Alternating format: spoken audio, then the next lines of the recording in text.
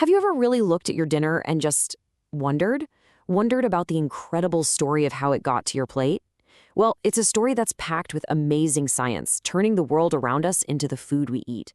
So let's dive in and trace that journey together. It really all boils down to this one question, doesn't it? How on earth does something this small, a single seed, hold the entire blueprint for the vegetables in your salad or the wheat that makes your bread? It honestly feels like magic. But it's not magic, it's science. And that science? It has a name. Agricultural science. It's the whole shebang. The field dedicated to figuring out the absolute best ways to grow our crops and raise our farm animals. You could say it's the invisible engine running behind every single meal you eat. Okay, so to really answer our big question, we have to start small. I mean, really small. Let's zoom all the way in and follow the journey of just one plant, starting from that tiny little seed.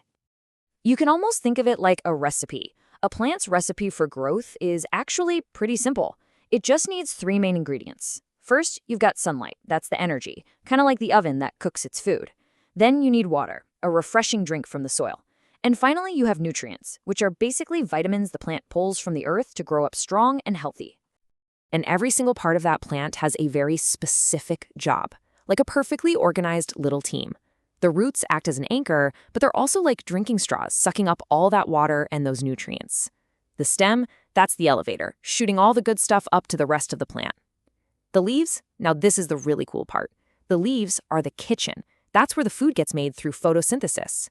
And then you have the flower or the fruit, which is where new seeds are made, so the whole amazing cycle can start all over again. But, of course, farms are so much more than just plants, right? They're these complex ecosystems. So let's zoom out a little bit and bring our animal partners into the picture, because they are a huge part of what we eat. So yeah, we get how a plant grows now, but what about everything else? What about the bacon sizzling in the pan for breakfast, or even the wool that makes your favorite sweater? That's where farm animals come in, and their role is absolutely essential. And what's so fascinating is that these animals give us so much more than you might first think. I mean, cows, yeah, milk and meat, but also leather. Chickens, they give us eggs and meat, but they're also out there acting as natural pest control, eating up bugs. And this one might surprise you. Pigs don't just give us meat. Their contributions actually extend into things like medical science.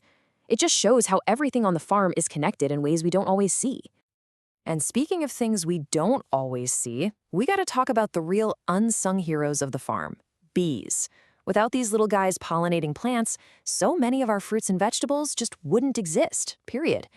And think about history. Animals like horses and oxen, they were the original tractors. They provided the raw power that made large-scale farming possible in the first place. It really highlights how interconnected the entire system truly is. Okay, so let's zoom out one last time. We've gone from a single plant to a whole farm ecosystem.